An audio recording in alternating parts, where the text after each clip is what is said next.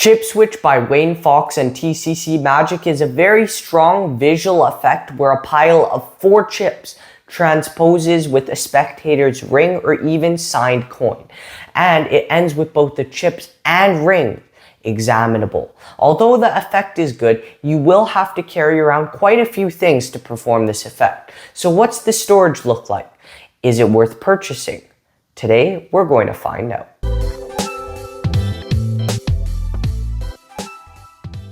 Inside of my leather wallet, I keep something special, my poker chips. We're going to take them out for this trick, all 4 of the chips. I'm going to set that on the table. They can examine them as much as they want. And we're going to do any trick we want with these. We can do coins across, matrix, and once we're done, we're going to set them to the side. Now we'll get back to those in a little bit, but first we're going to take a borrowed coin. It can be a ring or anything, and we're going to make it unique.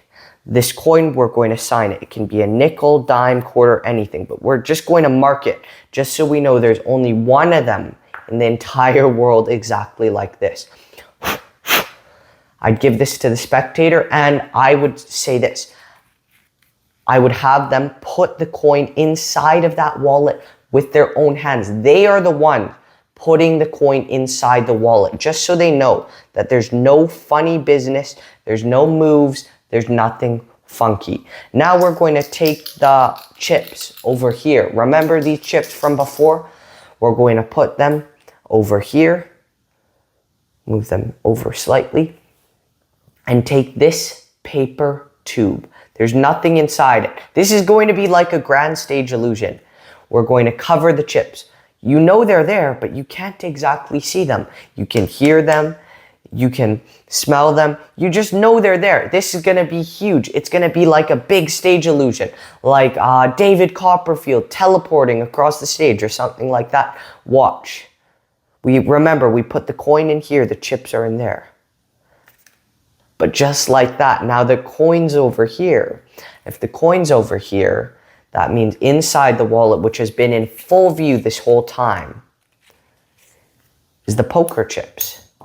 And that's Chipswitch. I hope you enjoyed that performance of Chipswitch. There has been some controversy with some of Wayne's recent releases. I recently reviewed his effects Saltura and Neat and Tidy 2.0. And I gave those interesting reviews, so check those out later. Also, I have an announcement. I've partnered up with TCC, so if you'd like to purchase Chipswitch or any other TCC item, you can get 15% off by using code BAMagic. That's right.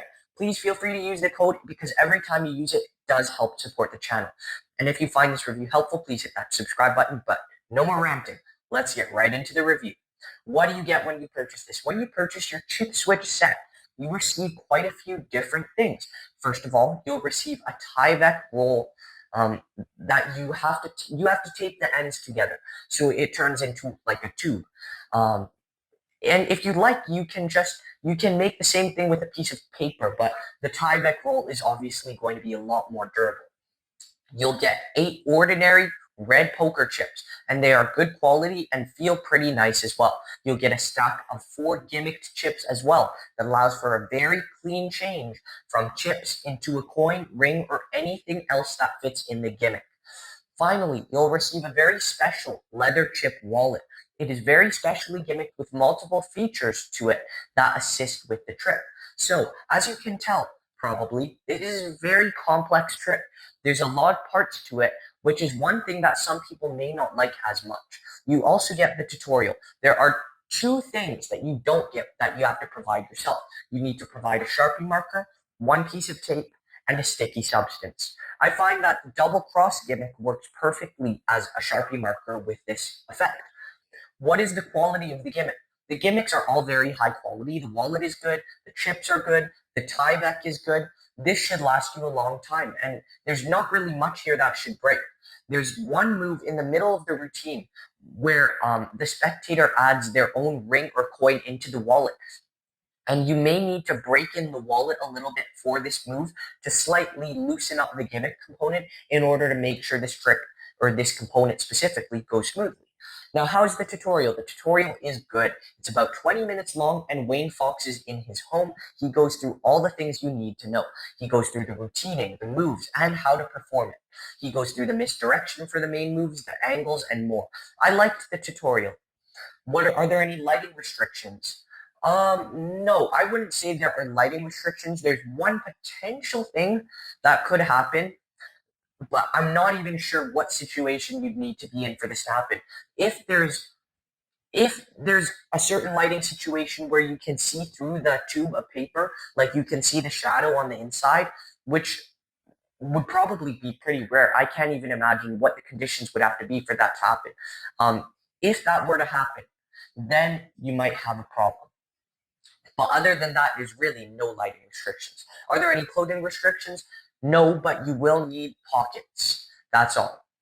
You'll need pockets to store everything in for the leather chip wallet, the marker, the gimmick, and the roll of Tyvek.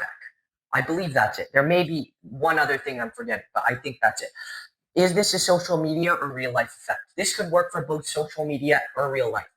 It is very visual, which is good for social media. And it is also very powerful, which is good for real life. What are the angles like? If you have really good misdirection, I think it's possible to perform this surrounded. However, I personally would feel a lot more comfortable with 180 degrees angles. I wouldn't want anyone beside or behind me, because if they're beside or behind you, specifically on your left side or behind you, then they're going to see something happen. But if you, as I said, if you have really good misdirection, I think it's possible to do this surrounded. I just don't think most performers would be capable of doing that.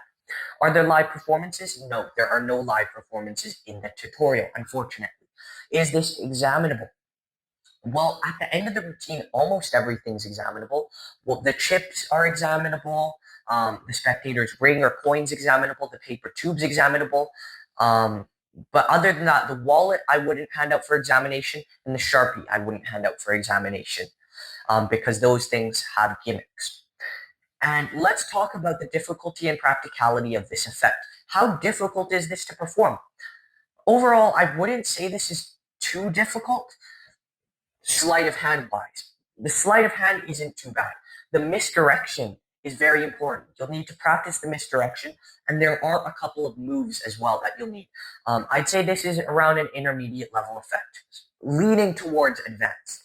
There's a bit of knack to the move, the main move, but if you focus on misdirecting, as I said, while doing that move, there shouldn't even be any heat on your hands at that moment. This is practical for close-up walk-around magic. You know, the moment you lift up the Tyvek tube and show that the chips turn into the coin or ring, it's just so incredible in my opinion. It'll get crazy reactions in my opinion, I believe, especially because you really reinforce that the chips are in the tube. They can hear the chips, they can touch the chips if they like with the pen, and they can even see the chips from above. So you reinforce it so they really believe that the chips are there before you make them turn into the coin or ring. Is there any DIY? Yes, there is a 1 minute DIY thing. You'll have to unfold the Tyvek, fold it into a tube, and tape the ends up. And you'll also have to add a special substance to the back of a Sharpie that you'll have to provide yourself. How much pocket space is required? Well, it's not a crazy amount of pocket space, but you will take up at least a pocket. And for maximal if you're very efficient, you can do one pocket. But for maximum effectiveness with this trick, I would say you should use a pocket and a half to store everything in. The one pocket you use mainly for the trick, the other pocket you use for the other parts of the trick, and it can be shared with other tricks as well, like a deck of cards, another marker, and something like that. So I'd say if you want to do this and be the most efficient with pocket space, you can do it with one pocket. But if you want the trick to be as strong as it can, I do a pocket and a half. Now, what I really, really like about this is how much you reinforce that the chips are there, and then it turns into the coin or ring. And this almost reminds me of, in Magic for Humans, the Justin Willman Netflix special, there was an effect where he put a marshmallow on a table. The kid took a cup, put it on top of the marshmallow, And then when they lifted up the cup, the marshmallow was gone completely. And it was so clean, there was nothing on the table. They examined everything. There was nothing. This gives me a similar feel to that because of how clean it is when you lift up that tube. When you lift up the tube and there's only a coin there or only a ring there, it just feels so powerful. It feels pure. Now, I mentioned that the pocket space ideally is 1.5 pockets. If you want, you can even use 3 pockets. Well, not 3 full pockets, but you would have the right jacket pocket filled up. And you wouldn't be able to carry anything else in the right jacket pocket, probably. You could put the Sharpie marker in your breast pocket, and you'd be able to carry other stuff in your breast pocket as well with that. And I would keep the tube, the Tyvek tube, in my inner jacket pocket. So yeah, that's what I do. And the inner jacket pocket and breast pocket, I'd still be able to carry other things in. But that's how I do it. So you can use 1 pocket, you can use 1.5 pocket, or you can use all of the pockets. It's really up to you. What works best for you. I know some people care a lot about pocket space and would not even dare thinking about a trick that uses more than 1 pocket. Yeah. What is the reset like? This trick resets quickly. It's not instant, but it's quick. You need to just take the chips, put them inside the purse, just move some things around, and you can kind of reset in front of your spectators, but I feel like it would be a little bit difficult to do so. I would do most of the reset in front of the spectators and then do the rest of the reset.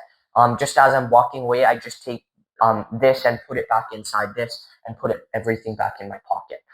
So you could do most of the reset in front of the audience, but I wouldn't do all of it in front of them. What is the price of Chipswitch? This costs $90 US, which is the one thing I didn't like about this effect. You do get a lot of props, including a leather wallet, but even so, I feel like this shouldn't have been more than maybe $65. I mean, if you use the code, you get around $72-ish, which is definitely more reasonable, but even then, it's still a tad bit expensive for what you receive. But then again, you're paying for effect as well. But it's just a little bit expensive, in my opinion. But what are the pros and cons? The pros are this is a very visual, strong effect. The moment you lift up the Tyvek to show the coin or ring is very strong. Lots of high quality props are included. The wallet's real leather. You get if you have a double cross Sharpie, that can work with this. The tutorial's good. The angles are relatively good. The reset is quick, and it's quite practical, actually. The cons are this is expensive, it's a bit knacky, and it requires some misdirection. There's also a piece in the gimmick that is a little bit flimsy and can be a bit hard to control at times, and there's lots of pocket space required. Obviously, as I said earlier, if you want to be super efficient, you can use 1 pocket maybe, but you're better off using 1.5 or probably 2 or 3 pockets is best. But what percent am I giving this? I'm giving this a 93%. It's a great trick. Thank you so much for watching. I hope you got something out of this review, and I'll see you next time.